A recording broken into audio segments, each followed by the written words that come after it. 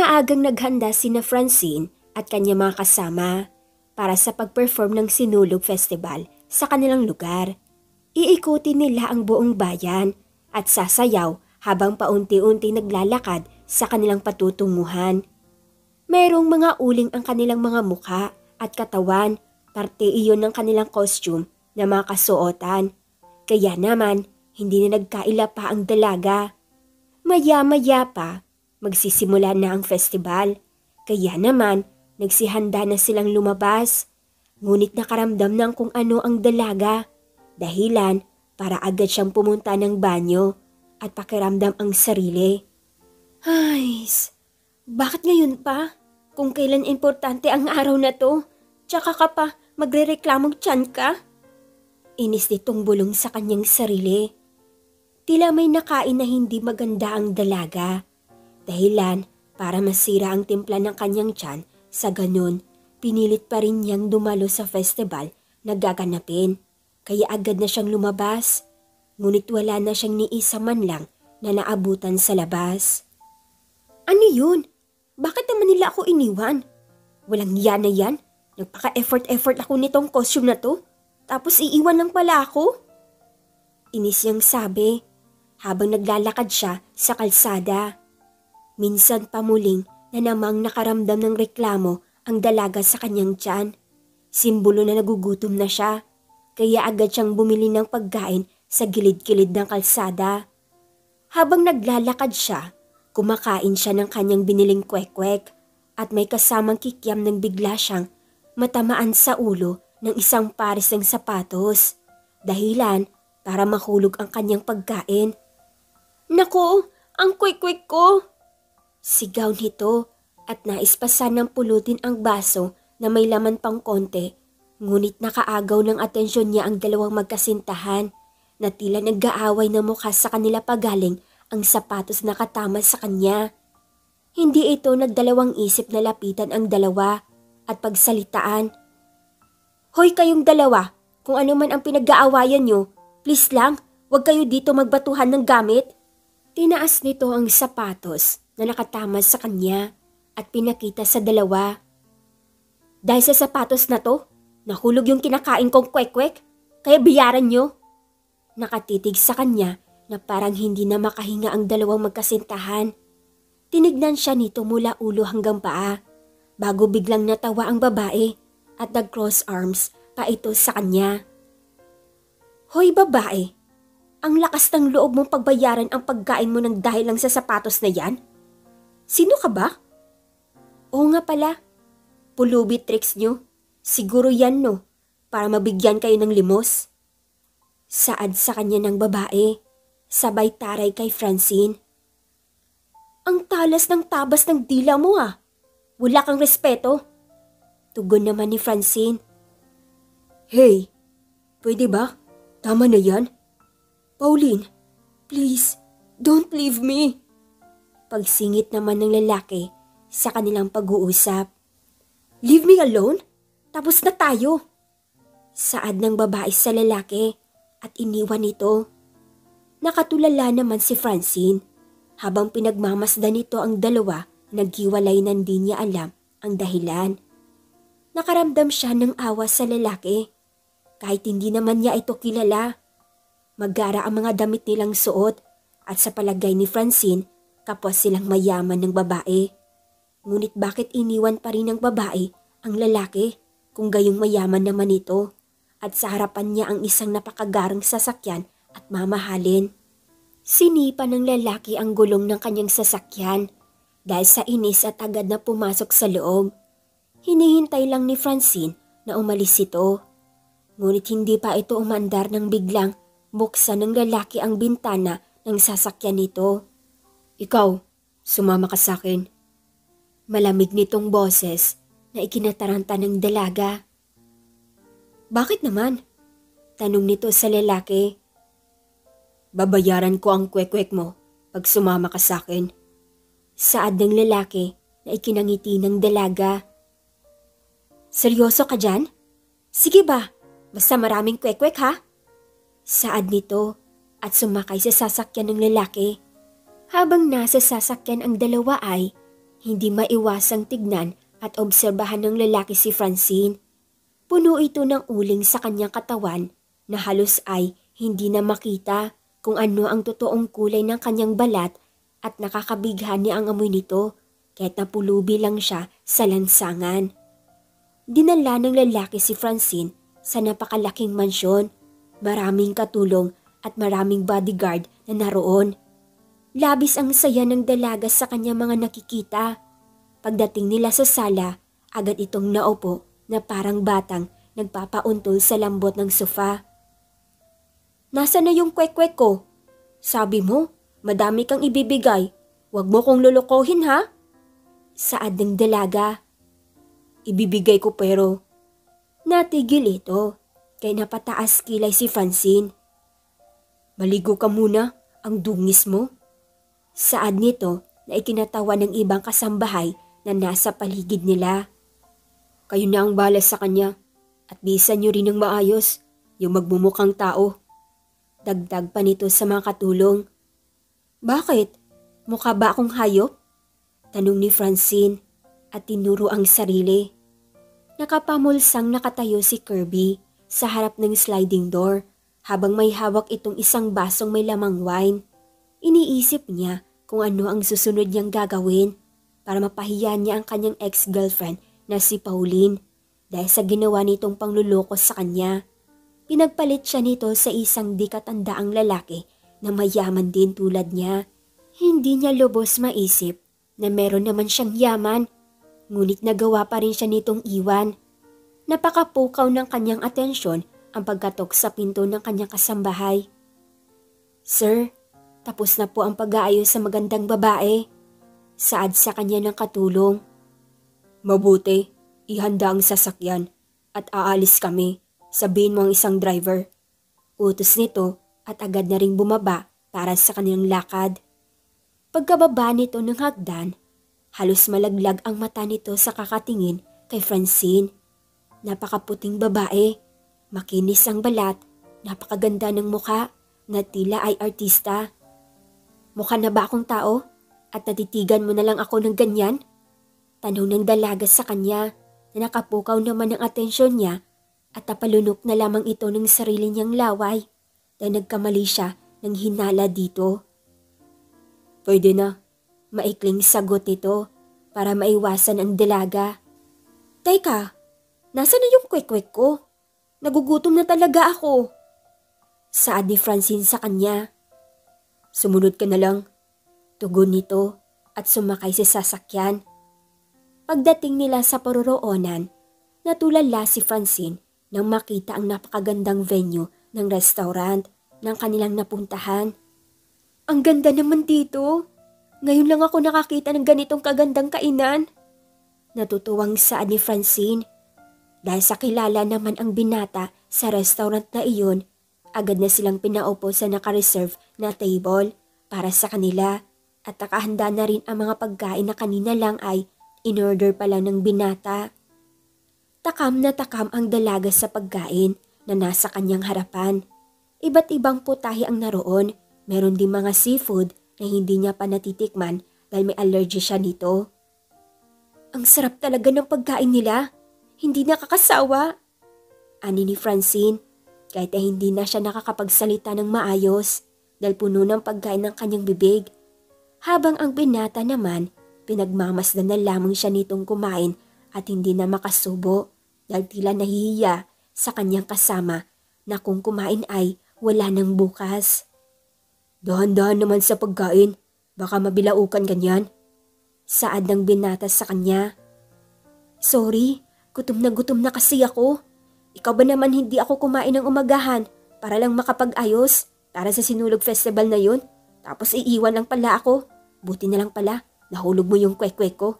Kung hindi, hindi ako makakain ng ganito kasarap ng pagkain." Pagkwento ng dalaga. "Oo nga pala, ano nga pala pangalan mo?" Tanong niya dito. "Kirby," maikling tugon ng binata. Magandang pangalan ah. Ako naman si Francine.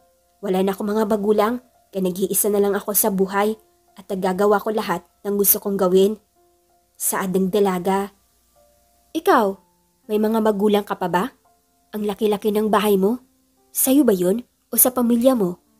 Sunod-sunod itong tanong na hindi naman sinasagot ng binata. Tsaka, yung babae kanina, girlfriend mo ba yun? Bakit kanya iniwan kung mayaman ka naman? Siguro, may ginawa kang mali ano? Patawang tanong ng dalaga. Hindi ko sinabi sa kanya ang totoo kong pagkatao. Sagot ng binata. Ha? Paano nakasakay siya sa kotse mo? Hindi niya ba nakitang mayaman ka? Gusto niya yung sobrang yaman pa na higit sa inakala niya. Tugon ng binata. Grabe naman yun. Dapat lang nagkahiwalay kayo kung pera lang naman pala ang habol niya. Saad ni Francine matapos kumagat ng fried chicken na puno ng ketchup dahilan para maiwan sa gilid ng kanyang labi ang konting ketchup na sumagi dito. Sandali, ani ni Kirby at kumuha ng tissue at dahan-dahan itong pinahid sa gilid ng labi ng dalaga. Tila huminto ng panandalian ang tibok ng puso ni Francine sa ginawa ng binata, ngunit agad naman niya itong binaliwala. Alam mo, kaya ko namang punasan ang sarili kong labi. Tignan mo. Kumuha ito ng tissue at pinunas sa kanyang labi. O diba? Ngiti nitong ani at muling kumain. Pagka-uwi ng mansyon, agad na dinala ng kasambahay ang dalaga sa kanyang kwarto na tutulugan. Malaki at maaliwalas dito, kaya gustong-gusto niya iyon. Marami mga display na painting sa loob na maiiganyo ka talagang pagmasdan nito dahil sa sobrang ganda. At higit sa lahat, ang artist na nagpinta niyon, kanyang hinahangaan. Sa tuwing tinitignan niya ang mga painting, nakakaramdam siya ng lungkot at saya dahil sa mga pinapahiwatig ng pinintang larawan. Nagustuhan mo ba ang kwarto mo? Tanong ng biglaan ni Kirby. Ano ka ba? Bigla-bigla ka nalang sumusulpot? Kumatok ka kaya? Saad ni Francine. My house, my rules. Maikling saad nito sa dalaga. Bahay mo nga to, pero bigyan mo naman ng privacy yung mga tao na rito. Saad niya sa binata at tinaasan pa ito ng kilay. May tanong pala ako. Bakit mo ko dinala dito sa mansyon mo without knowing my background? Paano pala kung magnanakaw ako? Nakawin ko yung mga ginto nyo, tapos bigla akong malis ng hindi nagpapaalam. Saad ng dalaga, pero walang kahit anong emosyon ang lumalabas sa mukha ng binata. It's impossible. Maraming nakabantay sa'yo at maraming guard saan mangsulok ng mansyon. Saad ng binata. Ay, ganun ba? Paano kung mamamatay tao ako? Paano kung takas ako sa mental? Dagdag pa ng dalaga. Hindi naman halata sa mukha mo. Saad ng binata. Meron akong hihilingin sa'yo, Francine. Ani ni Kirby. Ayun, may kapalit yung pagdala mo sa akin dito. Tama ako, di ba? Saad ng dalaga. Isipin mo na lang na wala ka ng ibang choice. Pwede kang manatili dito kailan mo man gustuhin, pero sa isang kondisyon. Saad nito na ikinabilog ng mata ng dalaga. Makalipas ang mga araw, nanatili nga ng mansyon si Francine at tinupad niya ang nais ng binata. Ang ganda nung dress na yun, Kirby. Mukhang bagay yun sa akin. Saad ng dalaga sa kanya habang nakaturo na parang bata sa nais nitong dress. Wala sa usapan ang bilhan ka ng lahat ng makita mo. Mahinang ani Kirby dito. Gusto ko talaga yun Please, last one. Saad ng dalaga, ngunit hindi umimik ang binata dahil para manahimik na ito, ngunit bigla siya nitong inakbayan at nginitian. Of course, love. Bibilhin natin yan para sa'yo. Saad nito at kumiti. Nag-ikot-ikot naman ang mga mata ng dalaga na mapagtantong nasa likuran pala nila ang kanyang ex-girlfriend ng kanilang pinupunterya. Talaga, love? Thank you. Ang cute mo talaga. Sabay halik nito sa pisngi ng binata at binili nila ang nais ng dalaga. Hindi naman maalis ang pagmamatsyag tingin ni Francine sa ex ni Kirby na kanina pa pansin na sila at sakto namang pagbalik nila sa likod, nandun din si Pauline. Nang una ang katahimikan na magkasalubungan ang kanilang mga landas na iyon naman talaga ang nais silang mangyari. Love, dun tayo. Gusto ko ng ice cream at mamaya bibili tayo ng mga alahas at mamahaling bag ha. Ngiting sabi ng dalaga nang hilahin niya palampas ang binata sa babae. Kita naman nila ang inis ni Pauline dahil sa mga pinaparinig nila dito at kahit saan siya magpunta, naroon din ito. Sa tingin mo, umeepekto ba ang ginagawa natin sa kanya? Tanong ni Francine kay Kirby habang nasa coffee shop sila. Hindi ko alam, pero bakas naman sa kanyang mukha ang inis. Tugon nito. Mahal mo pa siya? Tanong ng dalaga. Matagal bago sumagot ang binata. Hindi na, at lalong hindi ako magmamahal ng taong katulad niya. Sinaktan niya lang ako, kaya sasaktan ko din siya. At yun lang ang gagawin ko para maipagmukas sa kanyang nagkamali siya. Tugon nito. Ikaw ha? Sa gwapo mong yan, may tinatago palang evil mind ang mukha mo. Saad ng dalaga. Habang tumatagal, hindi nagbabago ang kanilang sitwasyon. Ganun pa rin ang kanilang gawain. Malambing pag nasa labas, lalo na sa pag nasa paligid nila si Pauline. Ngunit aso't pusa naman pag nasa loob ng bahay. Hindi nagtagal, umalis mag-isa si Francine ng mansyon. Hindi nito kasama si Kirby dahil may inasikaso ito sa kanilang kumpanya. Kaya malaya siya saan man siya magpunta. Ngunit sa hindi niya inasahan, nakasalubong niya si Pauline. Dahil nakikita siya nitong kasama si Kirby, agad siyang napag-initan ni Pauline. What the? Ayoko talaga sa Makati. Like this allergy ang kate? Tila nagpaparinig ni Annie ni Pauline habang nakaharap sa salamin ng comfort room sa mall. Nasa tabi niya si Francine na naghuhugas din ng kamay, nag-aayos ng buhok. Do you have allergy? Mag-alkohol ka? Baka sa kakahawak mo yan ng mga bagay-bagay na hindi naman dapat para sa'yo. Nagka-germs tuloy ang kamay mo. Ngiting tugon ni Francine at binigyan si Pauline ng alkohol. No thanks, I have my own. Hindi kasi ako gumagamit ng bagay na ginagamit na ng iba. Lahat ng gamit ko, bago, as in brand new. Yung sa'yo. Tugon nito na tila nakakapagpaangat na nagdugo ni Francine. Mukhang minamaliit mo yata yung mga gamit na meron ako. Anong problema kung mumurahin lang ito? At least, ako kaya kong bilhin ang mga gamit ko sa sarili kong sikap. Eto ba? Tinutukoy mo? Tinuro nito ang bag at pinakita sa babae. This is not fake. This is real. Worth of 80,000 pesos. Louis Vuitton. As in, Louis Vuitton. Pagdidiin pa nito at tinalikuran na si Pauline dahil ayaw na mauwi pa sa sakitan ang away na iyon. Nabili mo lang naman yan dahil sa piling mayaman mong boyfriend. Ani ni Pauline na ikinatigil niya sa paglalakad palabas. Tandaan mo, nanggaling na siya sa akin at alam ko kung anong klaseng lalaki siya. Wala kang mapapala sa kanya. Kaya kung ako sa'yo, iwan mo na siya at maghanap ka ng iba na mas makakatulong sa'yo. Napangiti si Francine sa mga sinabi ni Pauline. Hinarap niya ito muli at ngumiti. So, inamin mo rin na pera lang ang habol mo kay Kirby? Gold digger nga naman. Iniwan mo ba siya dahil akala mo nagpapanggap siyang mayaman? Well, sorry ka dahil sa akin na siya ngayon. Hindi mo ba alam na nakatira na ako ngayon sa mansyon niya? Napakalaki ng mansyon, parang palasyo. Nakukuha ko lahat ng gusto ko. Isang sabi ko lang, binibigay niya kaagad. Gusto mo? Makita? Sorry ka. Wala ka ng karapatan sa kanya dahil sa akin na siya. Pangaasar pang saad ni Francine kay Pauline bago ito tuluyang tinalikuran.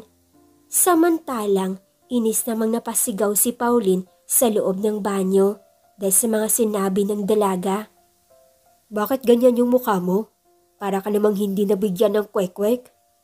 Nabaling ang tingin ni Francine kay Kirby sa sinabi nito.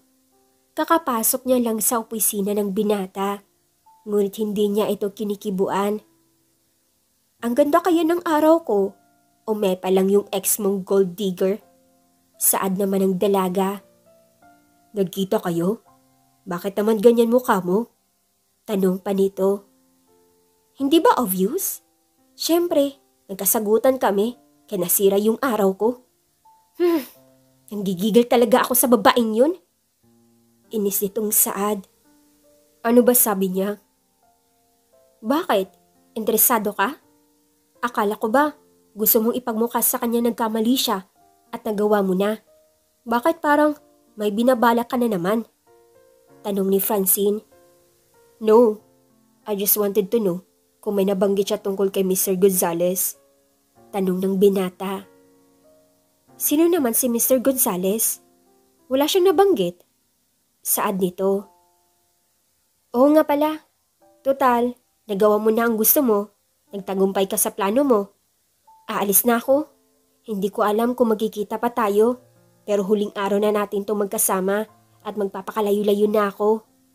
Ani ng dalaga at humarap ng malapitan sa binata. Ayusin mo sarili mo ha. Huwag ka magpapaloko sa kahit na sino. Sayang yung gwapo mo mukha kung utu-uto ka naman. Isa pa, unexpected yung pagkikita natin. Pero hindi naman pwedeng manatili ako kasama mo habang buhay. Dahil may sarili tayong buhay at kapalaran kung pagtatagpuin man tayo ulit. Siguro, blessing na yun at muli ako magpapasalamat sa iyo. Mabait ka, kaya masusuklian ko din ang kabutihan mo. Saad ng dalaga sa binata. Walang kahit na anong salita ang lumalabas sa bibig ni Kirby. Tanging tigtig at pakikinig lang ang kanyang nagagawa. Dahil una sa lahat, wala siyang magagawa kung nais na nitong umalis at iwan siya sa pangalawa. Wala siyang karapatan para diktahan ang mga gagawin niya sa buhay. Pero pakiramdam niya, hindi niya kayang mawala ito. Sa ilang linggo nilang magkasama, tila nahulog ang loob nito sa dalaga. Sandali! Isang salitang nabitawan niya at agad lumingon sa likod upang habulin ang dalaga. Ngunit hindi na iyon nakita pa. Tila nang hina ang kanyang katawan sa sandaling iyon. Hindi niya lubusang maintindihan kung bakit niya nararamdaman ang bagay na hindi niya naman dapat maramdaman. Sa sandaling kasama niya ang dalaga, masaya siya nang makitang masaya ito. Ngunit ngayong wala na ito, hindi niya alam kung bakit gano'n na lang ang pagkalungkot na nararamdaman niya. Makalipas ang 2 taon. Master, hindi namin mahanap yung sinasabi mong babae. Walang pangalang nakaregister sa bawat lugar na katulad ng hinahanap mo. Ani ng isang lalaki sa nakatalikod na si Kirby. Imposible. 2 taon pa lang ang nakalipas. Imposibleng hindi niyo siya matagpuan sa bawat sulok ng mundo. Hanapin niyo. Kung kayang halugugin ang buong kalawakan, gagawin ko. Makita ko lang siya ulit. Dagdag pa niya. Masusunod, Master. Tugon nito at agad na lumabas sa opisina ng binata. Hindi ako titigil hanggat hindi kita nakikita ulit, Francine.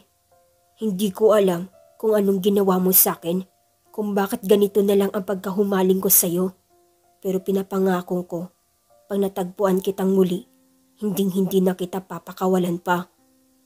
Saad ni Kirby sa kanyang sarili. Magandang umaga ho, ma'am. Ngiting bati ni Francine sa mga taong bumibisita sa kalang painting museum ng kanyang pumanaw na ama nitong nagdaang 5 taon. Bago pumanaw ang kanyang ama, pinamana sa kanya ang galing sa pagpipinta at ang mga painting na pinipinta nito na may nakatagong kahulugan sa bawat elemento. Ang kanyang ama ang pinakasikat na artist sa pagpipinta dahil sa husay nito, hinanggaan siya ng mga tao at nakapagpatayo sila ng sarili nilang kumpanya na si Francine na ang namahala mula nang mamatay ito. At kahit kailan, hindi pinakita ni Francine sa mga tao ang kanyang mukha o kahit na anong identity dahil ayaw, hindi pa siya handang pangunahan ang mga naitayo ng kanyang ama na ngayon muling sumikat. dahil lumikha siya ng pakaraming pinta na muling nanumbalik sa mga tao ang pinta ng kanyang ama. Nagpagawa siya ng museum upang doon i-display ang kanyang mga natapos na painting at kasama ang mga painting na gawa ng kanyang ama noon. Nakangiting pinagmamasdan ni Francine ang mga tao na tuwang-tuwa sa mga painting na nakasabit sa bawat dingding ng museum. Hindi siya kilala ng mga tao, kaya naman malaya siyang pumunta kahit saan man niya gustuhin. Ngunit nakaagaw sa atensyon niya ang isang batang babae na nakatingin sa isa niyang painting na tinatawag na ng pagmamahal sa magulang. "Bata, ayos ka lang ba? Nagustuhan mo ba ang painting na yan?" Tanong ni Francine sa batang babae. Napansin niya ay umiiyak ito habang nakatingin sa painting. "Opo, ang ganda po ng painting. Gusto ko po ito. Pero ang mahal po. Ang mama ko po, gusto kasi niya ang painting na ito. At sabi ko po sa kanya, ibibili ko po siya. Pero nabigo po ako kasi kaarawan niya na po bukas at hindi ko pa po yan mabibili dahil wala po akong pera." Saad ng bata sa kanya. Sadyang malambot ang puso ni Francine, kaya naman lumuhod ito sa bata para makausap niya ito ng maayos at ngumiti. "Huwag ka mag-alala. Gagawan natin yan ng paraan ha. Huwag ka nang umiyak." Saad ng dalaga at hinipo ang likuran ng bata. "Ngunit kahit naman po mabili ko yan, hindi naman po yan makikita ni Mama." Tugon ng bata na mas talo pang umiyak. "Bakit naman?" "Namatay na po siya nitong mga nakarang araw dahil sa sakit niyang cancer." Nalulungkot na saad ng bata.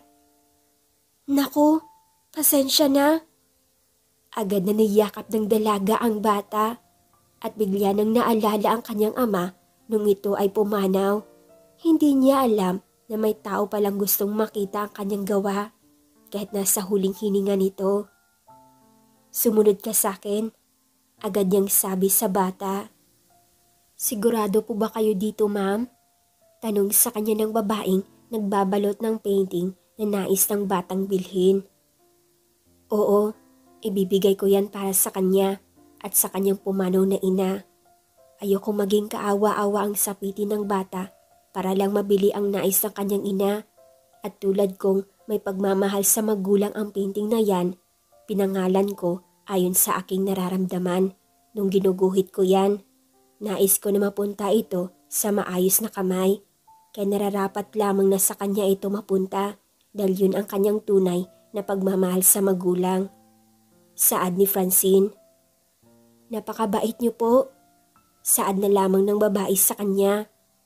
Walang paaninlangan niyang binigay ang painting na yun sa bata para iregalo sa kanyang magulang at hindi niya inisip kung magkano ang halaga nito na umabot sa 3 milyon. Ngunit binigay niya ng libre sa bata.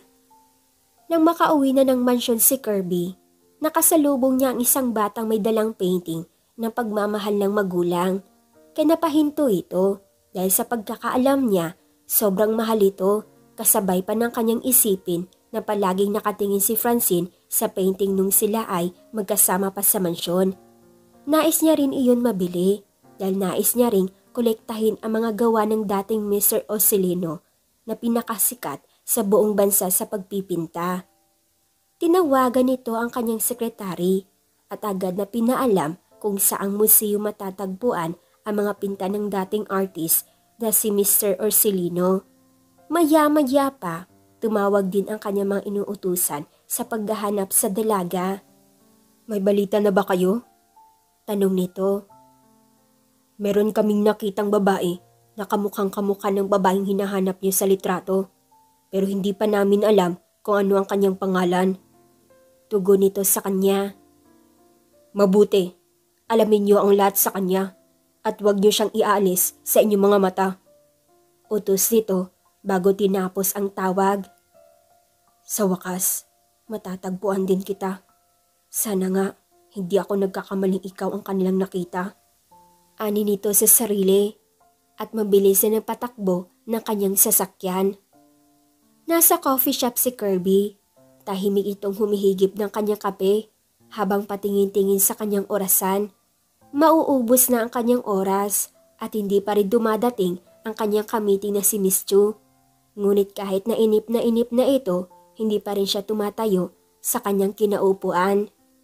Nang bigla siyang nakaamoy ng kakaibang amoy na pamilyar sa kanya na nagpaalala sa kanya kay Francine nang unang araw niya itong nakita sa kalsada at sumakay sa kanyang sasakyan. Humahalimuyak ang amoy nito na tila ba isang rosas na kakaiba sa lahat. Sinundan niya ng tingin ang babae na makaupo ito sa isang table na walang tao. Nakatalikod ito sa kanya kaya hindi niya masilayan ang mukha ng babae. Tumayo ito at lumapit sa babae. Ngunit hindi pa man siya nakakalapit ay kinalabit siya ni Miss Chu. "Good morning, Mr. Gonzales. Nice to meet you. You look so handsome." Pagbati nito sa kanya. May edad na si Miss Chu, ngunit wala pa itong asawa. Kaya naman, ganun na lamang ito makitungo sa kanya at nginitian na lamang niya ito. Habang nag-uusap silang dalawa, hindi maalis sa mga mata ni Kirby ang babaeng kanina pa niya tinitignan nang bigla itong tumayo at lumabas. Nais niyang sundan ang babae, ngunit paano niya iiwan si Miss Chu? Sa kabila ng lahat ay iniwan niya pa rin ang babaeng kausap niya para lang sundan ang inakala niyang si Francine. Nagpaalam ito, may emergency, kaya siya agad na alis. Wala namang nasabi si Miss Chu, kundi ang tumango na lang sa kanya. Habang sinusundan nito ang mga yapak ng babae, napapansin niyang unti-unti na siya nitong nararamdaman. Kaya naman, patago at pasimple lang siya sa kanyang mga galaw nang bigla itong nawala sa isang sulok na ikinagulat niya nang may humilas sa kanya at tinakpan ang kanyang bibig. "Bakit mo ako sinusundan, ha?" Tanong ng dalaga dito at binitawan ang binata. Kapwa silang nagulat nang makita nila ang isa't isa. "Francine?" Sambit ng binata at agad na niyakap ang dalaga na ikinagulat naman ni Francine. Hindi ako makahinga." Saad nito sa binata, dahilan para bitawan siya nito. "Grabe ka naman makayakap, daig mo pang sinasakal ako. Bakit mo ba ako sinusundan? At bakit ka nandito?" Tanong ng dalaga. "Ang tagal kitang hinanap, Francine. Bigla kang nawala nang wala man lang pa." Naputol ang sasabihin nito nang biglang magsalita ang dalaga. "Don't tell me. Hindi ako nagpaalam. Nagpaalam kaya ako sa'yo na alis na ako. That time, baka lutang ka lang nang kinakausap kita kaya hindi mo narinig." Saad pa nito. "I miss you." Sambit na lamang ng binata at agad na hinalikan ang dalaga. Ramdam ni Francine ang paglapat ng mga labi ng binata sa labi niya. Halos hindi siya makahinga sa mga sandaling iyon. Tila tumigil ang mundo niya at tanging ang tibok lang ng puso niya ang kanyang naririnig. At sa pagpikit niya ng kanyang mga mata, ramdam niya ang pagkalungkot na mawalay siya sa binata na ngayon napalitan ng ligaya ng muli silang pagtagpuin ng tadhana. Sa unti-unting pag-alis ng labi ng binata, siya ring pagmulat ng kanyang mga mata. "Hindi na kita muling papakawalan pa, Francine." Sambit nito sa dalaga at muling niyakap. Tila labis na nabighani si Francine sa binatang si Kirby. Dahil labis ang nararamdaman nito para sa dalaga na kahit nagdaan na ang 2 taon ay hindi pa rin ito naglaho. Nang makauwi ng bahay si Francine, ang tanging laman pa rin ng isip niya ang paghalik sa kanya ni Kirby na hanggang sa paghiga niya sa kama, yun pa rin ang kanyang nararamdaman na tila nakadikit pa rin sa kanya ang labi ng binata. "Nababaliw na ba ako?"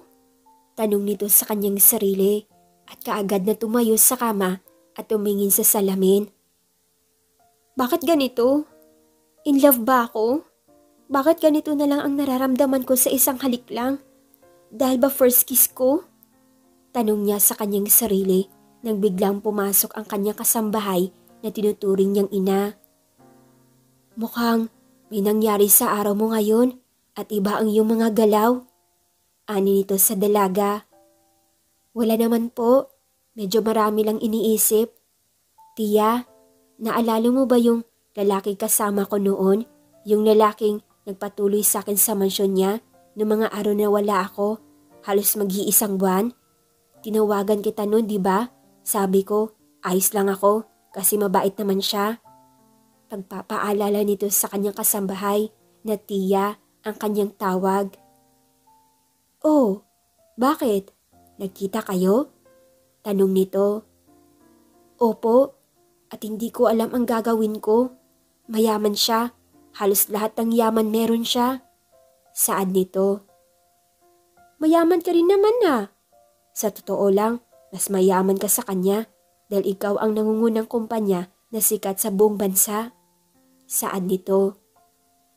Pero hindi ko alam ang gagawin ko ngayong nagkita kami. Isa pa, hindi niya alam ang totoong pagkatao ko. Saad ng dalaga. Napabuntong hininga na lamang ito sa isiping iyon. Hindi niya maitatanggi na masaya din siyang nakita niya ulit ang lalaking iyon kahit na may pagka-misteryoso ang dating. Sundan niyo siya at wag na wag kayong aalis sa paligid niya. Pag may nangyaring masama sa kanya, kayo ang malalagot sa akin. Utos nito sa kanyang mga utusan. Halos saan man magpunta ang dalaga, marami siyang bodyguard na hindi lang halata nagmamanman sa kanyang mga galaw. Dahil nga sa ayaw ipaalam ng dalaga ang kanyang pagkatao, wala itong mga bantay saan man siya magpunta, kaya walang makakapansin sa mga lalaking nagmamasid sa kanyang mga lakad. Mula sa opisina, nakatanggap ng tawag si Kirby mula sa agency na merong magaganap na pagdiriwang upang magkakinlanlan ang mga bagong henerasyon na magmamana sa mga kumpanya ng mga naunang negosyante. Wala naman siyang asawa, kaya naman hindi na sana siya dadalo ng biglang sabihin nito na gagawin ang pagdiriwang sa pamamaraan ng mass party at ang lahat ng mga bagong henerasyon na walang asawa pwedeng magsama ng kahit na sinong kapareha. Agad pumasok sa kanyang isipan si Francine. Ito na ang pagkakataon niya para maisayaw ang dalaga sa harap ng maraming tao at ipag-alam ang kanyang nararamdaman para dito. Are you busy? Can we go outside? Let's have dinner. Sunod-sunod na ani ni Kirby kay Francine mula sa telepono. Para saan? Tanong ng dalaga. Nothing. Gusto lang kitang masolo ulit. Saad niya. Do you want to take me home? Why not? Makamatay ngiting tugon ng binata sa biro ng dalaga. Just kidding. Send me our location kung saan tayo kakain. Saad ng dalaga at pinatay ang tawag. What the happening to me? Bakit ako pumayag? I hate this love. Saad ng dalaga at pinasusuntok ang kanyang mga unad sa kama. Pupunta siya ng museum para bisitahin ang mga painting na naroon. Kahit na may bantay naman, nais niyang pa rin makasiguradong safe ang mga iyon at nakasanayan na rin niyang palaging bumisita doon dahil nakikita niya ang alaala ng kanyang ama. Pagdating sa museum, agad siyang nakatanggap ng tawag mula sa sikat na agency at lahat inaayayahang dumalo sa pagdiriwang na nabanggit sa kanya. Paano yan? Dadalo dun si Kirby? Tsak, magkakasalubong kami. Saad ng dalaga. Anong gagawin ko? Tanong niya sa kanyang sarili na tila natataranta kung anong gagawin niya. Ngunit isinawalang bahala na lamang niya iyon at nagpunta na lamang siya sa mga painting upang tignan ang mga ito. Nakatayo siya sa harap ng pinakahuling painting na tinatawag niyang halimuyak na kasinungalingan na nagsisimbolo ito na walang anumang kasinungalingan ang hindi mabubunyag dahil sa tinataglay nitong amoy na nanggagaling sa bibig na nagsisinungaling. Napansin ni Francine ni isa sa kanyang mga naipinta, walang pag-ibig para sa magkasintahan ang lahat na naroon. Puro mga ginagawa ng mga taong maging mabuti man o masama ang pinapahiwatig. Ngunit ang pag-ibig sinisinta ay ni isa walang bakas niya. Malapit na lumubog ang araw at nais niyang ipinta ito. Kaya naman pumunta siya kung saan makikita niya ang paglubog ng araw. Dala ang kanya mga gamit sa pagpipinta. Walang sino mang tao ang naroon. Kaya naman mabilisan niyang ibinalot ang kanyang naipinta matapos lumubog ang araw. Magaling siyang artist dahil sa ilang minuto lang nakukuha niya ang bawat anggulo ng kanyang nais iguhit. Pagsapit ng gabi, agad na dinala ni Francine ang kanyang pinta sa museum dahil sarili nilang museum iyon kahit ano ay pwede niyang ilagay na walang anumang permiso ng iba. Isinabit niya sa bakanting dingding ang painting. Ngumiti ito. Ang kahulugan nito, ang paghulog ng araw na pinakamagandang wakas dahil kinaumagahan nito may bagong simula, bagong pag-asa at bagong paksa. Saad nito at huminga ng malalim bago niya tinalikuran ang painting na nakasabit sa taas nito ang kanyang halaga na umabot ng 5 milyon. Wow! Ano to? Mukhang date talaga to ha. Bakit may pailaw-ilaw pang nalalaman? Ngiting tanong ng dalaga na makarating na sila sa kanilang pag-uusapang tagpuan. Maraming mga bulaklak at maraming mga ilaw sa paligid. Tumutugtog din ang mga musikero sa kanilang likuran. Yung tipong mararamdaman mo talaga ang sinasabing special na gabi kasama ang binata. This is for you. You look gorgeous. Pagbati ng binata sa dalaga na paigting sa tenga ng dalaga. Salamat, pero matagal ko nang alam yan. Saad nito at ngumiti. Bukha nga, pagsasang-ayon na lamang nito. Habang inaamoy ng dalaga ang isang bukay ng bulaklak na binigay sa kanya, hinahanda naman ng binata ang fireworks. Maupo ka na. Saad nito at inayos ang upuan ng dalaga. Na makaupo na ang dalaga, binuksan ni Kirby ang wine at nilagyan ang kanilang champagne.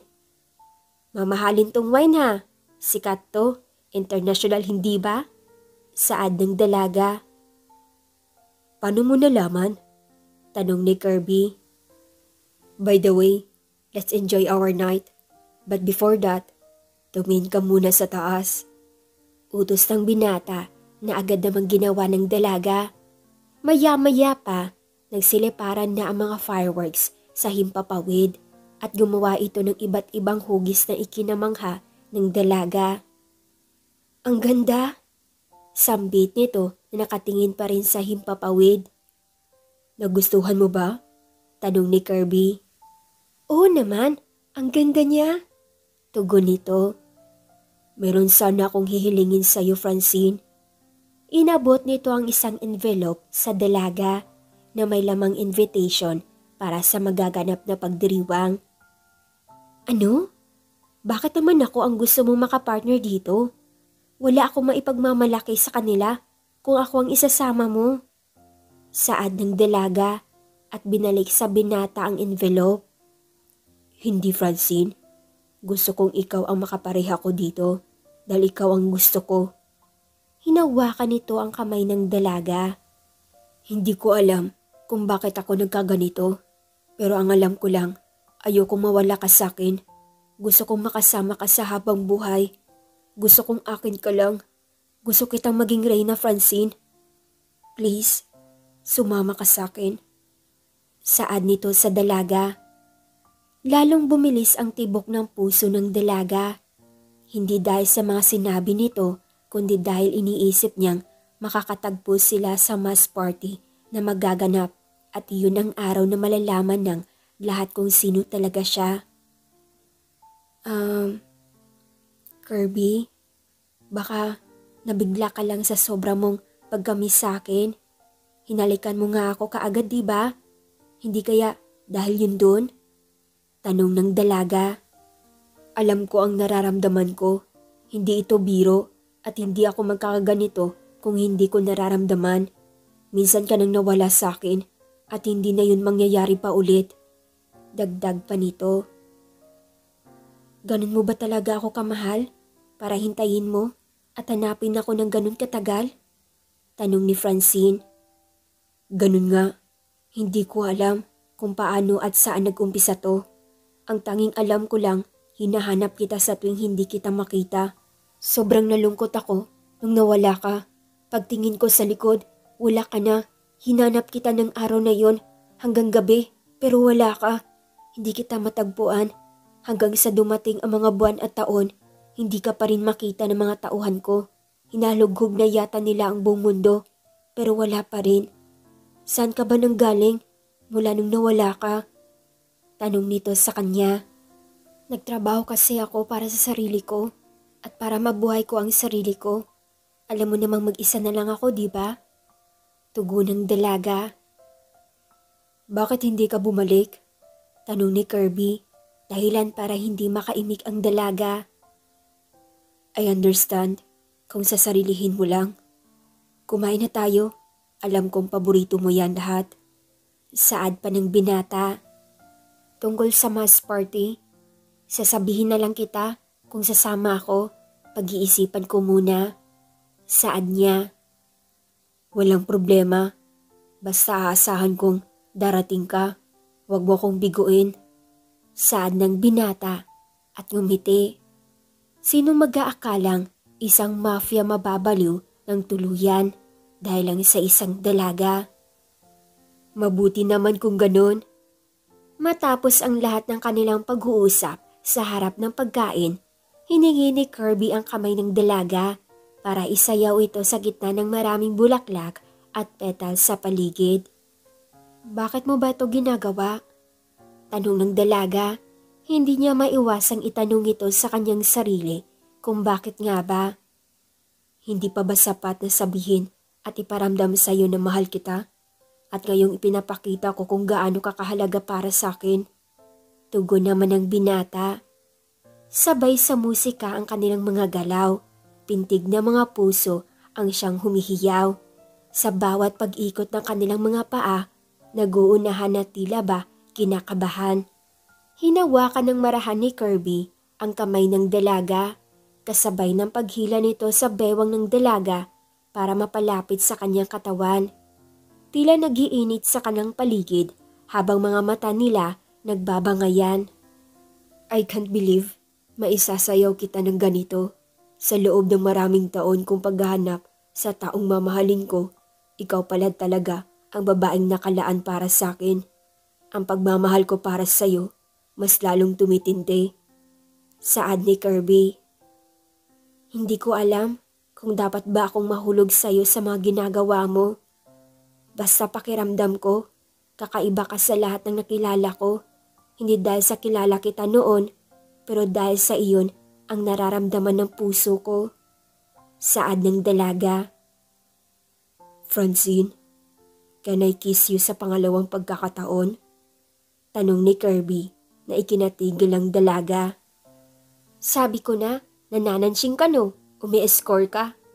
Napatawa na lamang si Kirby sa mga sinabi nito. No, hindi ganun. I just wanted to feel your lips again. Dagdag pa ng binata. Dahan-dahan niyang hinawakan ang pisngi ng dalaga at tinignan nito sa kanyang mga mata. I like your eyes, your nose, everything in your face, especially your kissable lips.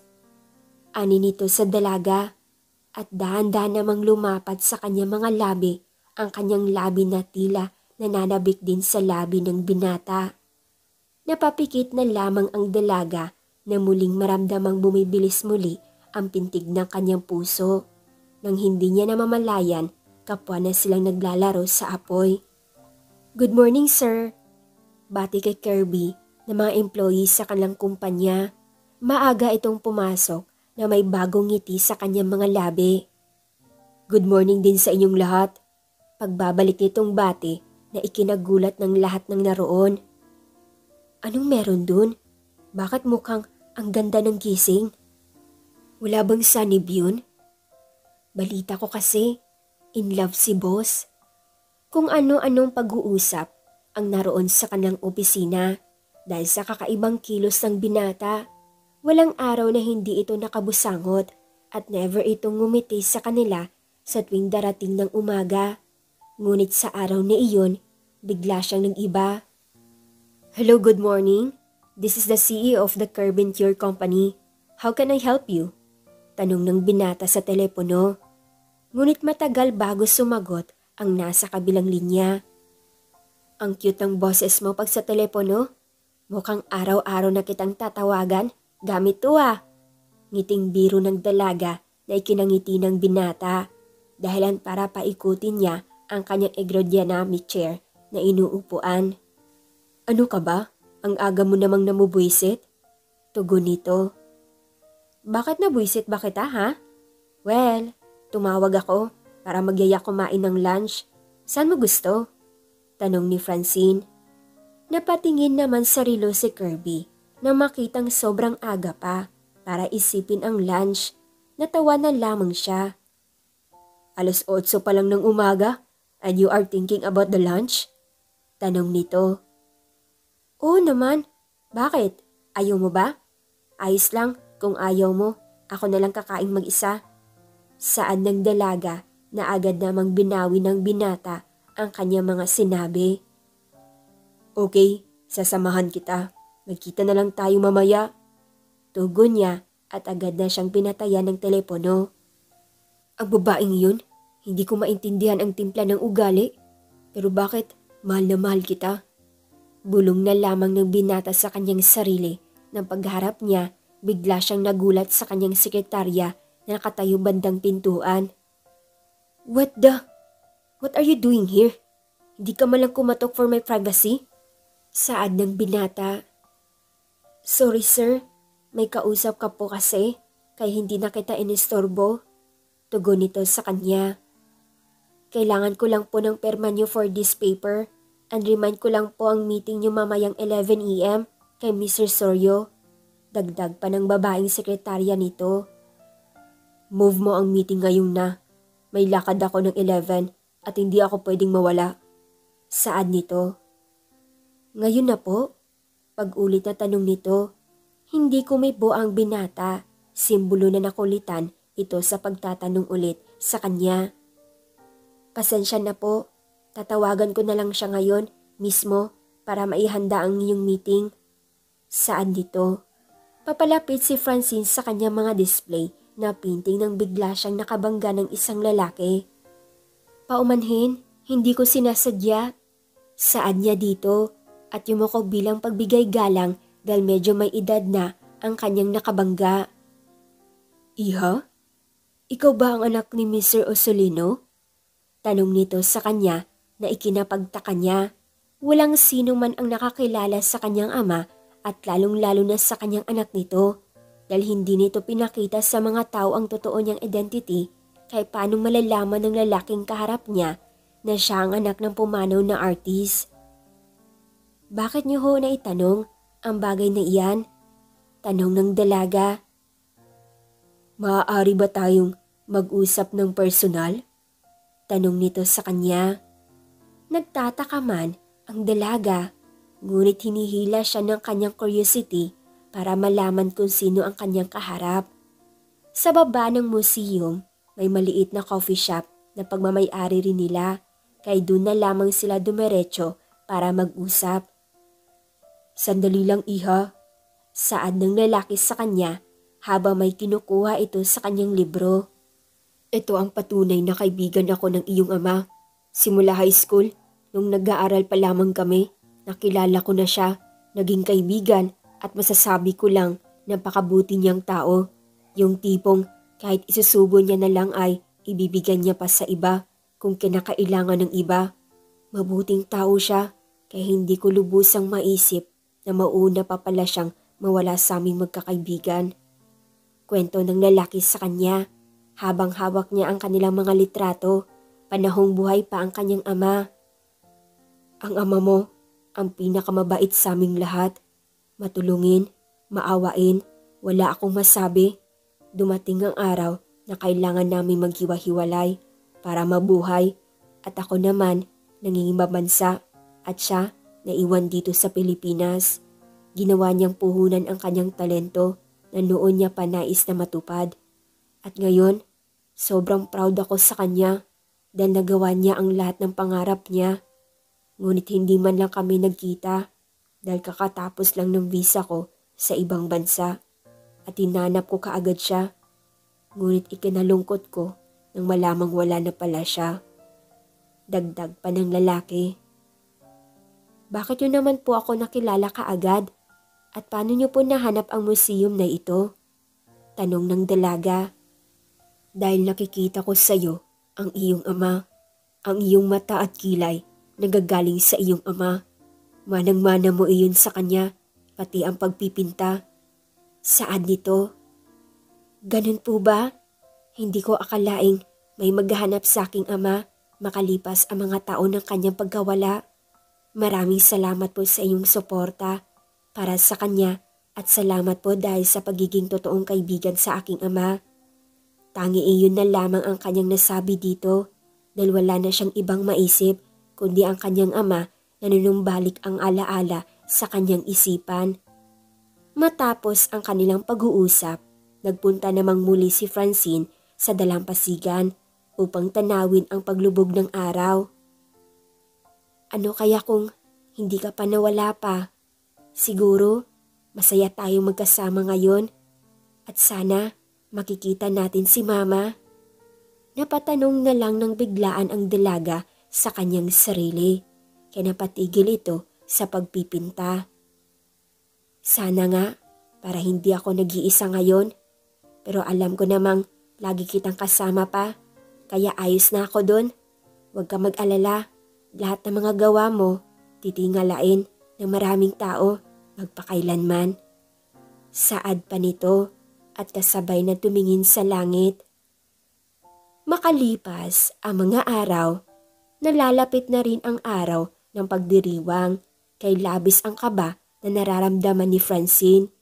Ngunit nakaisip na ito ng plano para sa mga mangyayari. Ma'am Francine, may bulaklak at sulat po para sa'yo mula daw po kay Sir Kirby. Ani ng isang kasambahay ng dalaga. Inabot sa kanya ang isang bouquet ng flowers at may kasama itong sulat na nakakubli. Napangiti ang dalaga dahil ganun ito ka-sweet sa kanya. Kinuha niya ang kapirasong papel sa gilid at tinignan ang nakasulat. Good morning, my queen.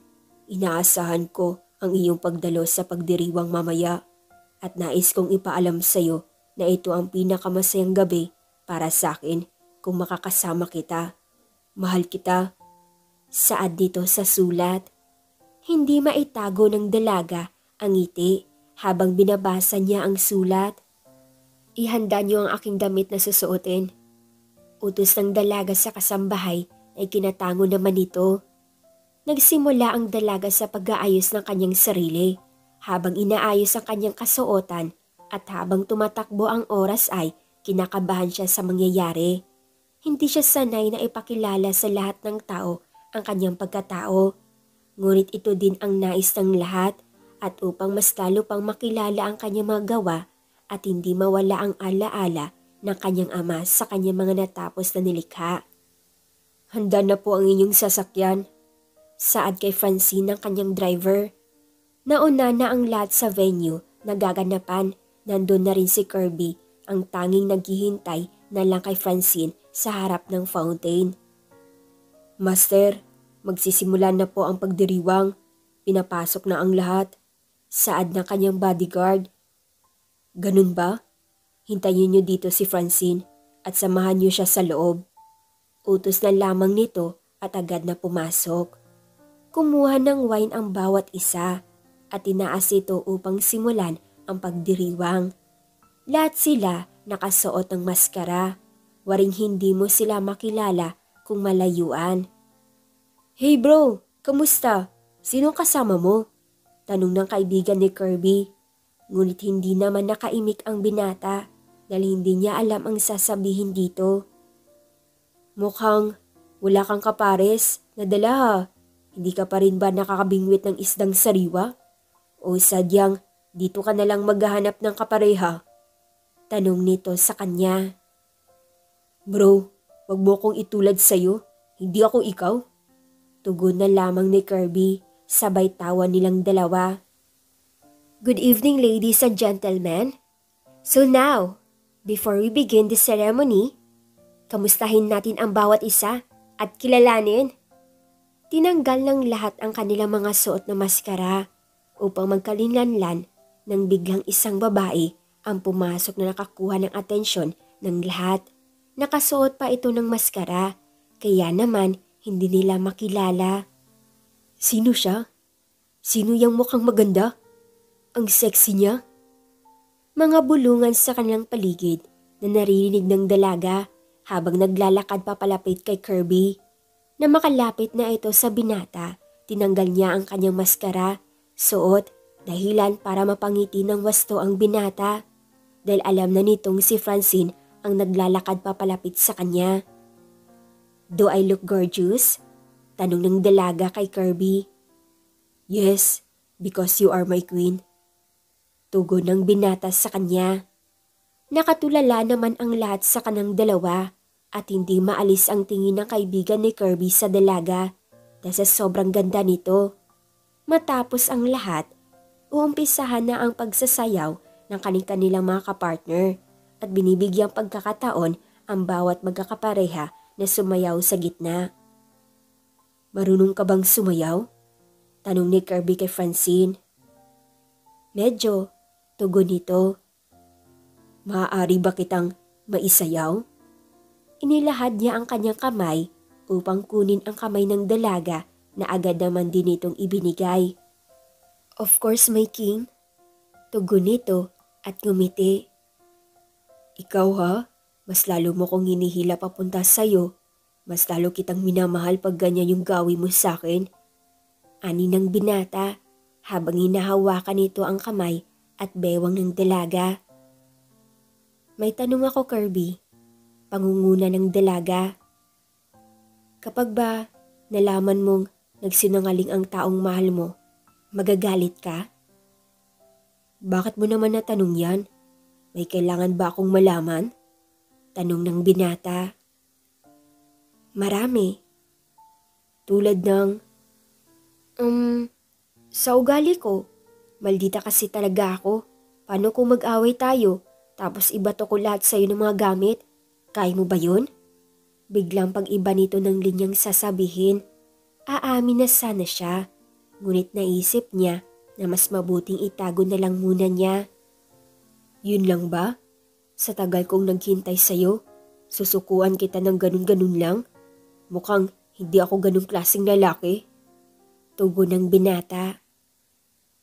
Talaga lang ha? Kinapa nito ang dibdib ng binata at hinawakan ang kanyang necktie matapos hinila ito palapit sa kanyang mukha. Paano kung layasan kita? Makakaya mo ba? Tanong ng dalaga, ngunit ngumiti lang ang binata sa kanya at lumapit sa kanyang tenga. Remember, I am a mafia boss. Kaya kong halugugin ang buong mundo para mahanap ka. Bulong nito sa kanyang tenga. Tila nakalimutan ng dalaga na mafia ang kanyang kaharap para hamunin niya ito ng ganon. Okay, panalo ka na. Pero hindi natuloy ang sasabihin nito nang biglang buksan ang mga ilaw at nagsigilid na ang lahat sa kanilang mga upuan. Nasa unahan ang host kaya nakinig sila sa mga sinasabi nito. Hinahanap nila ang anak ng artist na si Mr. Osolino at wala silang kaide-ideya na nasa harapan na nila ang kanilang hinahanap. Alam mo yung anak na dating artist na si Mr. Osolino? Napaka-misteryoso talaga. Sa kanilang museum nitong nakaraan lang naglabas siya ng bagong pinta na nangangahulugang ang paglubog ng araw ang magandang wakas.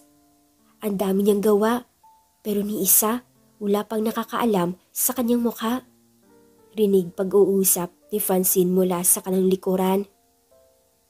Kirby, I go to restroom. Pagpapaalam nito sa binata at agad na tumayo.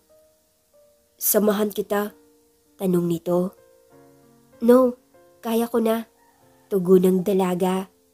Agad siyang nag-ayos sa restroom at iniba ang stelo ng kanyang buhok. Tinanggal niya lang ang kanyang nakapuyod na ipit. Ayos na. Saad niya sa kabilang linya ng kanyang kausap sa telepono. Kaya niyo po yan, ma'am. Tugon naman ito. Tama. Kaya ko to. Saad nito sa kanyang sarili at pinatay ang tawag. May trauma ang dalaga sa ganong sistema kaya hindi ito nagpapakilala sa maraming tao dahil minsan na siyang napahiya sa harap ng kanyang ama at ng publiko dahil dun hindi na siya muling humarap sa maraming tao at nagsimulang itago ang kanyang sariling identity. Bumalik tayo sa kanyang pagkabata. Mga panahong nagpinta siya ng isang batang kumpleto ang pamilya at sinabi niya na siya ang anak ng sikat na nagpipinta. Hindi siya paniniwalaan ng lahat dahil hindi maganda ang kanyang nilikha kaya siya pinagtawanan ng mga tao. Mula noon, hindi na niya pinagsabi na siya ang anak ng sikat na nagpipinta na si Mr. Oceleno. Ngayon ay, ipakilala na niya ang kanyang sarili sa unang pagkakataon. Mula sa angka ng mga mahuhusay na magpipinta na anak ni Mr. Oceleno. Let's all welcome Binibining Francine Autumn Oceleno. Pagtawag sa kanyang pangalan ng host, huminga siya ng malalim at naglakad papunta sa stage. Hindi makapaniwala ang mga tao at nagsitinginan kay Kirby na kahit si Kirby hindi alam na siya pala ang anak ng pinakamahusay na magpipinta. I'm sorry everyone to tell you this. My father died many years ago. Mahirap para sa akin ang nangyari dahil hindi ko kilala ang aking ina. Pero sinabi ko sa sarili ko na ipagpatuloy ko ang kanyang nasimulan at hindi ko ititigil ang kanyang pinamanang husay sa pagpipinta para sa akin. Inaral ko kung paano magpinta at dahil din sa mga turo sa akin ng aking ama, kaagad akong natuto. Kaya ang lahat ng pininta ko sa museum para iyon sa aking ama at sa mga taong nasa paligid ko. Ngunit pagpasensyahan niyo na kung aking itinago ang aking pagkatao dahil sa paghuhusga sa aking likha noon, ako'y namaliit sa aking sarili. Mahabang litanya ng dalaga. Ngunit nagpapasalamat ako sa inyong lahat dahil sa inyong suporta, lalo na sa taong nandyan palagi sa tabi ko. Dagdag pa nito. Matapos ang seremonya, nag-inuman ang lahat at napakasaya samantalang lumabas ng venue si Francine upang hanapin si Kirby na kanina pa hindi niya makita sa loob. Nandito ka lang pala. Ani nito na matagpuan niya ang binatang nag-iisa sa fountain. How long? How long didn't you tell me that to me? Pinapaikot mo lang ba ako? Tanong ng binata sa dalaga. No, Kirby. Hindi ko lang talaga sinabi sa iyo kung ano ako dahil ayokong mahalin mo ako dahil sa pareho tayo ng katayuan sa buhay. At hindi ako sanay magpakilala sa mga tao kaya walang nakakilala sa akin. Dahil doon, malaya akong nagagawa ang lahat ng gusto kong gawin. Tugon nito. Pero bakit kailangan mong ilihim? Alam mo ba ang tagal kong naghanap sa iyo? Iniisip ko kung ano ang nangyari sa iyo. Kung kamusta ka na ba? Kung kumakain ka ba ng 3 beses sa isang araw? Ganun ako mag-isip sa iyo noon. Tapos malalaman kong wala pala dapat akong ipag-alala dahil mas may potensyal ka? Saad ng binata. Ngumiti ng bahagya ang dalaga at tinawakan ang kamay ni Kirby. I know how much you love me. At nagpapasalamat ako sa pagmamahal mo na yun. At kasalanan ko na kung naitago ko sa iyo ang pagkatao ko. Pero hindi na ituloy ang sinasabi nito nang bigla siyang yakapin ng binata. Hindi ako galit at hindi ako magtatampo sa iyo. Masaya akong mali ako nang iniisip sa 2 taon na akala ko hindi maayos ang kalagayan mo. Saad nito, dahilan para makahinga ng malalim ang dalaga sa mga sinabi niya. Do you want to have vacation? May gusto akong ipakitang lugar sa'yo. Ani ng dalaga dito. Sure, saan ba yan? Ngiting tanong naman ng binata. Secret, basta mag-e-enjoy ka. Ngiting tugon nito. Matapos ang gabing iyon, Nailagay sa magazine ang mukha ng dalagang si Francine at pinakilala siya ng buong mundo bilang susunod na mahusay namang pipinta. Ang ganda dito. Gusto ko ang lugar na ito. Ani ni Kirby na makarating na sila sa Lacerdo Hotel na pagmamay-ari ni Francine sa Boracay. Ang ganda ng tanawin at ang sariwa ng hangin dito tuwing umaga. Gustong-gusto ko ang palagi nagbabakasyon dito dahil sa sobrang ganda talaga ng lugar. Isa pa, makakamit mo talaga ang tahimik na buhay na nais mo. Saad nito sa binata na naglalagay ng wine sa champagne. Here, para mas masaya ang ating unang araw dito. Saad ng binata at inabot ang wine sa dalaga. Kirby, may tanong ako. What? Maikling tugon nito. Kung bibigyan kita ng pagkakataon para mag-wish, ano ang wish mo? Tanong ng dalaga.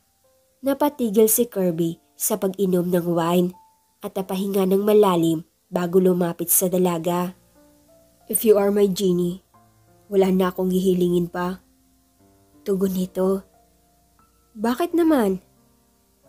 Kasi nasa harapan ko na ang babaeng mahal ko. Ang babaeng gusto kong makasama hanggang sa pagtanda. Hinawakan nito ang pisngi ng dalaga. At kung meron man yun, ang sagutin mo ako. Dagdag pa nito. Naalala mo ang sinabi ko nung first date natin? Napakunot noo ang dalaga dahil hindi niya maalala ang sinabi ng binata sa kanya ng gabing iyon. I like your eyes, your nose, everything in your face, especially your kissable lips. That's why I wanted to feel it again. Pag-uulit nito, kay naalala na ang dalaga. Sa muling pagdampi ng labi ng binata, napahawak siya sa braso nito. Mas lalong bumibilis ang pintig ng kanyang dibdib sa ganong sistema nilang dalawa. Sinulit nila ang mga araw na magkasama sila sa Boracay. Walang nanggugulo, walang problema at walang ibang iniisip, kundi sa kanilang dalawa lang umikot ang kanilang oras. Sobrang saya ng dalaga dahil sa mga panahon na iyon, unti-unti niyang napagtanto sa kanyang isipan na unti-unti niyang minamahal ang binata. Hindi dahil sa mga pinapakita nito, kundi dahil ang puso niya mismo ang nagdidikta ng lahat. Sinagot na din ng dalaga ang binata, kaya naman mas lalong nagiging memorable ang kanilang pagsasama. Alam mo, gustong-gusto kong panoorin ang paglubog ng araw. Kasi para sa akin, sumisimbolo ito na hindi tayo nauubusan ng tiyan sa araw-araw. Sa bawat pagwawakas, merong bagong pagbubukas at yun ay ang sunset, ang sunrise. Ani ni Francine kay Kirby na nakahiga sa kanyang mga hita habang nasa gitna sila ng buhanginan at pinagmamasdan ang paglubog ng araw. At kapag may bagong pag-asa, may bagong paksa, hindi ba? Dagdag pa ng binata na ikinangiti ng dalaga. Tama ka. Tugon nito at sinubuan ng chips ang binata habang nakahiga. Ang sarap ng chips na to. Mukhang naa-addict na ako dito. Sumubo din siya ng chips, ngunit inagaw iyon ng binata at sinubo ang kalahati nito at ang kalahati nakalabas sa kanyang bibig. Na-addict na rin ako, kaya kunin mo. Saad nito at nilapit ang kanyang bibig na may kagat-kagat na chips papalapit sa bibig ng dalaga. Hindi naman nagdalawang isip na kunin ng dalaga ang chips sa bibig nito, ngunit dahan-dahan niya lang ito kinuha nang sa gayon hindi makadampi ang kanilang mga labi. Bakit ingat na ingat kang kunin yan? Ayaw mong mahalikan? Tanong ng binata. Kung ikaw ang hahalikan ko, ayos lang, pero mas gusto kong halikan yung pagkain. Ngiting tugon nito at kumuha ulit ng chips. Napataas kilay na lamang ang binata sa sinabi nito sa kanya. Oh, tignan mo, ang daming ibon. Ang ganda nila, sabay-sabay silang lumilipad sa himpapawid. Ani ng dalaga, sabay turo nito sa taas. Ano kayang pakiramdam nang lumilipad ano? Siguro masaya. Saad pa ng dalaga. Seryoso, gusto mo maranasan ang pakiramdam ng lumilipad? Tanong ni Kirby. Kung pwede lang sana, bakit hindi? Tugon nito. Okay, sabi mo ngayon na mismo, aalis tayo. Tugon ng binata at tinayo ang dalaga. Saan tayo pupunta?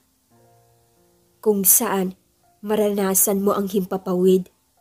Tugon nito na ikinaisip ng dalaga kung ano nga ba ang pupuntahan nila. Agad na dumating ang bodyguard ni Kirby at inayos ang kanilang sasakyan, nagpunta kaagad sa kanilang patutunguhan. Ano, Perya? Anong gagawin natin dito? Tanong ni Francine. Doon tayo sasakay. Sabay turo ni Kirby sa Viking na sobrang taas ng lipad at rinig hanggang sa baba ang hiyawan ng mga taong nakasakay dito. Matapos nilang kumuha ng tiket, sumakay na sila dito. Kinabit ng binata ang seatbelt na nakalagay sa bawat upuan. Mukhang masaya to ha, ngiting ani ng dalaga. Hindi pa ito nakakasakay sa mga ganong sasakyan, kaya naman hindi pa nito alam kung ano ang pakiramdam pag nakasakay doon. Ilang minuto lang, umandar na kaagad ang Viking dahil sa puno na din ang mga upuan. Oh my goodness! What the is this? Agad na sigaw ni Francine nang paunti-unting umangat ang paligid ng Viking, habang si Kirby parang wala lang sa kanyang tabi. Ang salitang binibitawan ni Francine paunti-unti nag-iiba hanggang sa napasigaw na ito ng malakas. Kirby, ayoko na! Ani nito at humawak sa kamay ng binata.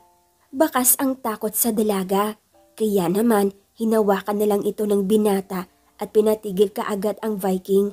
Sa una, naging maganda ang takbo nito, ngunit habang tumatagal, hindi na kinaya ng dalaga ang pagkahilo at kasabay pa ng kanyang takot dahil halos makita na niya ang buong paligid ng lugar. Umalis sila ng Boracay para lang sumakay sa perya at babalik naman sila doon pagkatapos nilang pagsawaan ang peryahan. Ano? Akala ko ba gusto mong maranasang lumipad? Tanong ng binata sa kanya na nakaupo lang sa bench at halos hindi makagalaw. Nagkamali ako ng desisyon. Hindi ko pala dapat yun ginawa. Nahihilo talaga ako. Tugon nito at pumikit sabay sanday sa bench. Pinagbigyan lang kita sa gusto mo, pero next time, hindi na lalo na at ibang epekto sa'yo. Hindi alam ng dalaga kung ngingiti ba siya sa sinabi ng binata o maiinis. Mukhang sinasabi mong hindi na dapat ako humiling nun, ganun ba? Siguro nga. Kibit balikat ng binata, kaya naman hinampas ito ng dalaga sa braso dahilan para mapaigtad ito. Baliw ka talaga kahit kailan? Ba't di mo sinabing nakakatay pala sa pakiramdam yung ganun? Kung sinabi mo sana, hindi na ako naghangad pa. Pataray na sabi nito. Kasalanan ko pa rin ba yun? Hindi ko naman alam na takot ka. Tugon ng binata, sabay ngiti na para bang nangaasar. Let's go home. I want to rest. Saad na lamang ng dalaga. Ngunit pagtayo nito, bigla itong napaupo ulit. Yung paa ko ang sakit. Saad ng dalaga. Come. Agad na lumapit sa kanya ang binata at binuhat siya. Napahawak na lang si Francine sa batok ng binata habang pinagmamasdan niya itong parang wala lang sa kanya ang bigat ng dalaga. Hindi ba ako mabigat? Tanong pa nito. Hindi. Sa laki ng katawan ko, isipin mo mabibigatan ako sa'yo? Tugon ng binata, sabay ngiti naman ng dalaga sa sinabi nito. Halos lahat ng gustuhin ng dalaga nakukuha niya dahil isang gabi niya lang agad na binibigay ng binata. Matagal din silang nanatili sa resort kaya naman mas lalong napapalapit ang loob ni Francine kay Kirby. Kirby! Tawag ng dalaga. Nasa loob ito ng banyo at hindi makalabas. What's wrong? Agad namang dumating ang binata. I need napkins. Can you get me? Tanong ng dalaga. What? Gulantang na tanong nito. Hays, I said I need nap. Hindi na nito natuloy ang sasabihin dahil agad na sumagot ang binata. Okay, I will get it. Agad na tugon nito. What the? Alin dito ang kailangan niya? Tanong ni Kirby sa kasama niyang isang guard. Bilhin mo na lang po lahat, master. Tugon naman nito na ikinatango ng binata. Pag-uwi nito, 2 supot ng plastic ang dalang napkin para sa dalaga na ikinatawa ng malakas ni Francine. Why are you laughing? Tanong ni Kirby. Wala. Grabe naman kasi itong napkin na binili mo. Ang dami. Daig ko pa nitong magtitinda. Is that what you need? Tanong niya. Yeah, but it's too much. It's okay. Mabuti ng sobra kaysa kumulang. Tugon ng binata. Matapos ang mahabang araw, nagpahinga na silang dalawa. Ngunit tila kapwa silang hindi makatulog. Kirby, gising ka pa? Mahinang tanong ng dalaga kay Kirby. Ngunit hindi na ito umimik kasi sinilip niya ang mga mata nito. Ngunit tulog naman ito kung titignan. Napangiti ang dalaga at dahan-dahang lumabas ng kwarto. Isa lang ang kwartong tinuluyan nila dahil marami ding guests sa resort kaya medyo napupuno dahil sa mga turistang dumadayo doon. Ay, sa wakas, alin kaya dito ang masarap? Tanong ng dalaga sa harap ng malaking refrigerator. Pumipili siya ng ice cream na kakainin niya. I guess, itong mango. Mango na lang. Ang sarap. Saad nito na mabuksan ang lalagyan ng ice cream at nalanghap niya ang amoy. Kumuha siya ng kutsara at naupo sa sofa. Favorite niya ang ice cream kaya kahit naglagay sila ng stock sa ref dahil ito ang gusto ng dalaga. Walang ilaw sa sofa at tanging mga ilaw lang na nasa balcony ang tumatago sa sala kaya hindi na siya nagbukas pa. Ngunit laking gulat nito nang may nakita siyang telang aninong nakatayo banda sa balcony.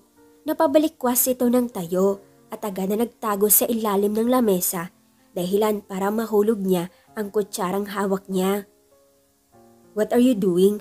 12:00 ng gabi, kumakain ka pa rin ng ice cream. Malamig yan sa tiyan, lalo na at meron kang period ngayon. Boses ni Kirby at binuksan ang switch ng ilaw. Ay, akala ko kung sino. Bakit ka ba nagugulat? Sabay tayo nito at pagkauntog sa kanto ng lamesa. Aray! Indan niya at hinawakan ang kanyang noo na may di kalakihang bukol na natamo. Agad namang lumapit sa kanya ang binata at tinignan ang bukol.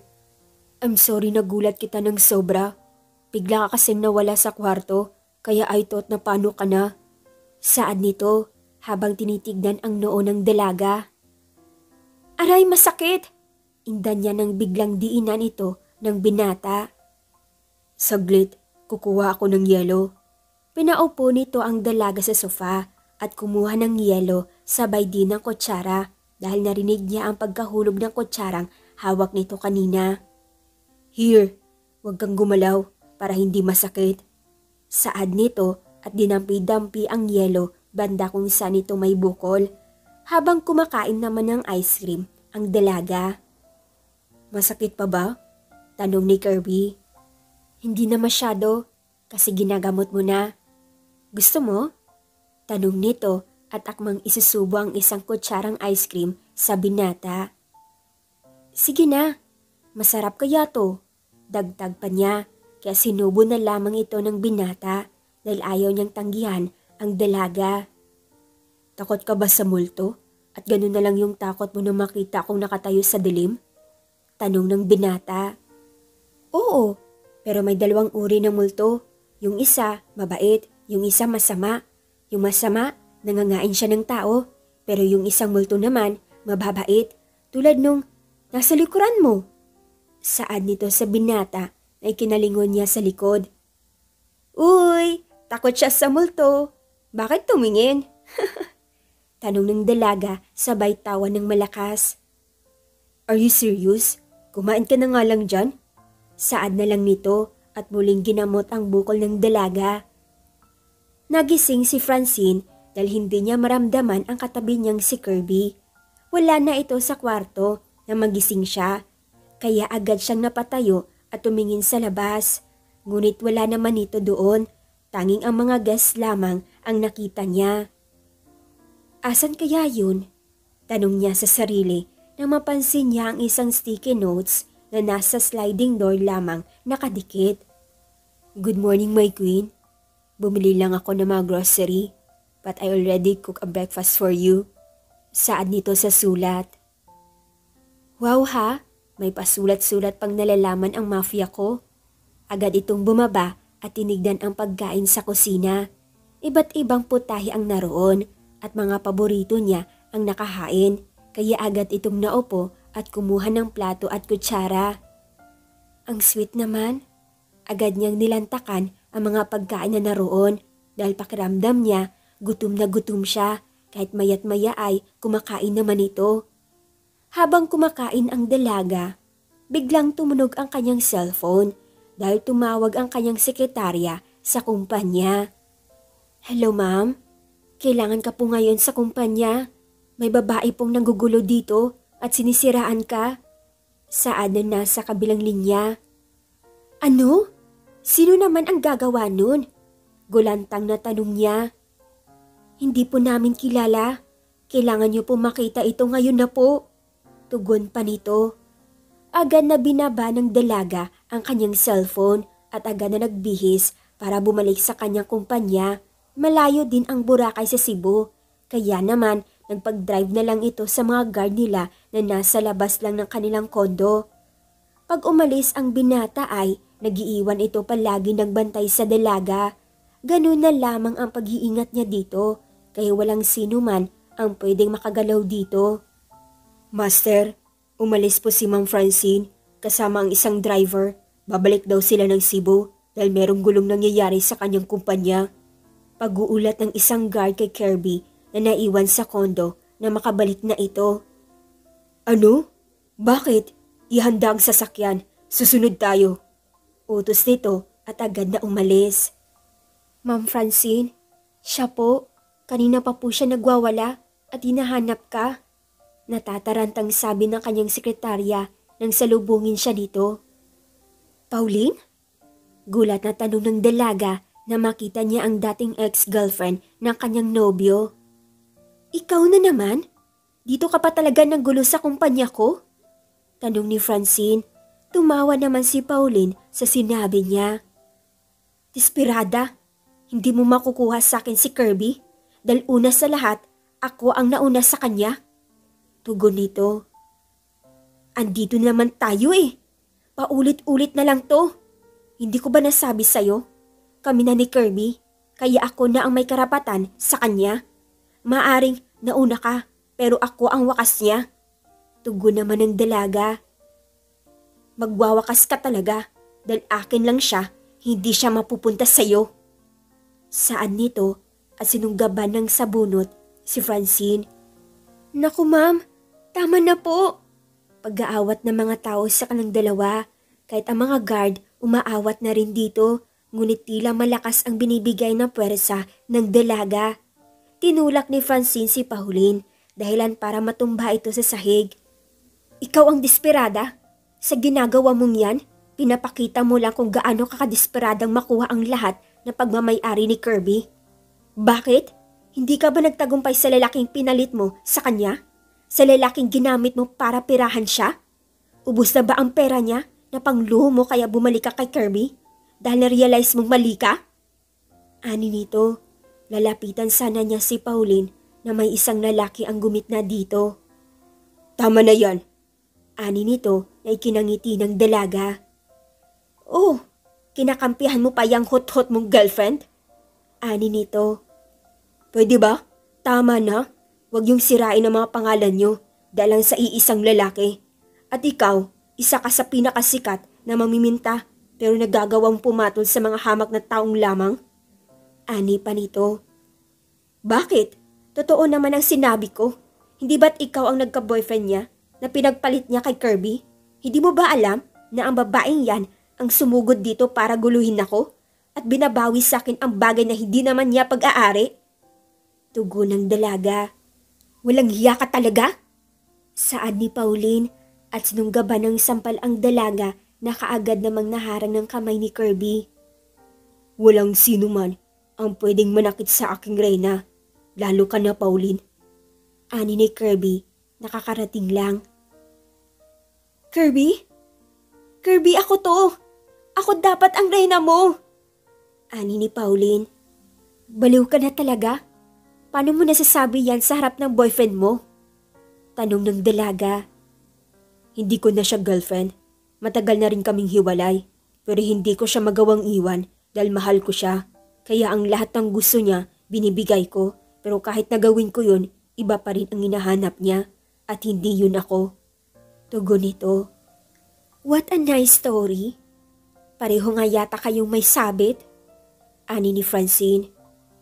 Guard, ilabas sila dito. Utos ni Kirby sa mga guard na kasama niya. No, I won't. Hindi ako aalis dito. Ako dapat ang kasama mo. Hindi siya Kirby. Sigaw pa ni Pauline. Baliw ata yung ex mo na yun no? Saan ni Francine kay Kirby? Stop saying that. Hindi ko siya ituturing na ex-girlfriend. Hindi ko din alam kung paano ko yung naging girlfriend. Saad ng binata, sabay alis. Nagayo makaata nun? Napatawang tugon ng dalaga.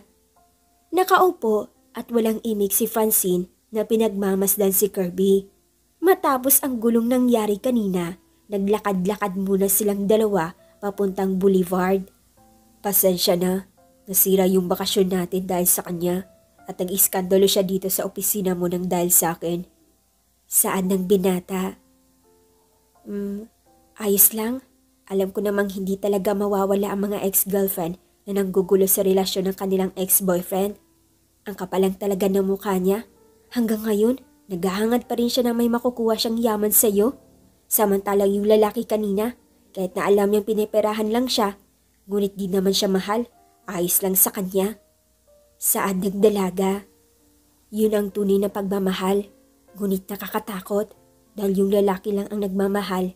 Ngunit iba naman ang layunin ng babae sa kanya. Dagdag pa nito. Tama ka, pero hindi mo dapat yan iniisip dahil mula ngayon, hinding-hindi na sila makakapasok sa buhay natin. Hindi na sila makakapanggulo. Tugon ng binata at hinawakan ang kamay ng dalaga. Francine, may gusto akong sabihin sa'yo. Ani nito. Ano yun? Taas kilay na tanong ng dalaga. Alam mong, ang tagal kong naghintay sa'yo at sa paghihintay na yun, nagkaroon ng sukli at yun ay ang makasama ka sa tamang panahon. Francine, hindi ako papayag na hindi ikaw ang makasama ko habang buhay. Tumayo ang binata at lumuhod sa harap ng dalaga na nakaupo sa bench. Kirby, sambit ng dalaga na makitang lumuhod ang binata. Francine, hindi ko mapigilan ang pintig ng puso ko at hindi ako magdidikta kung ano ang dapat kong gawin. Kahit pa isang akong mafia sa tingin nila, isa naman akong alipin na mabihag mo ang aking damdamin.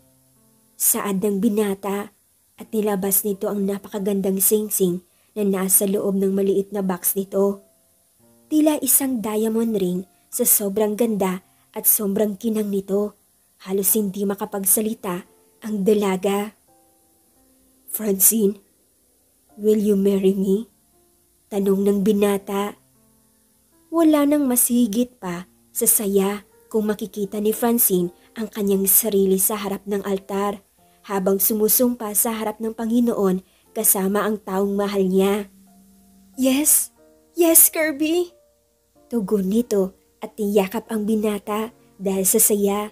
Sinuot ni Kirby ang singsing sa kanyang daliri at muling niyakap ang dalaga na napakahigpit. Makalipas ang mga buwan, hindi inakala ni Francine na ganun kadali matutupad niya ang kanyang pangarap, maikasal sa lalaking hinahangad niya.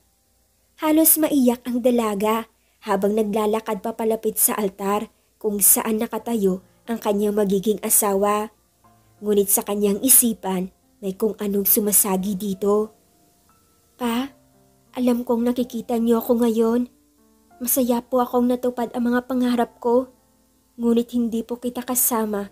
Sobrang nakakalungkot. Pero sa isiping alam kong masaya ka na, masaya akong mapapanatag ako. Ang lalaking nasa harapan ko ngayon, ang siyang mag-aalaga sa akin hanggang sa huling hininga ko. At sana, bigyan mo kami ng basbas upang mas lalo kong maramdaman na masaya ka na siya ang makakasama ko. Saad ng dalaga sa kanyang isipan.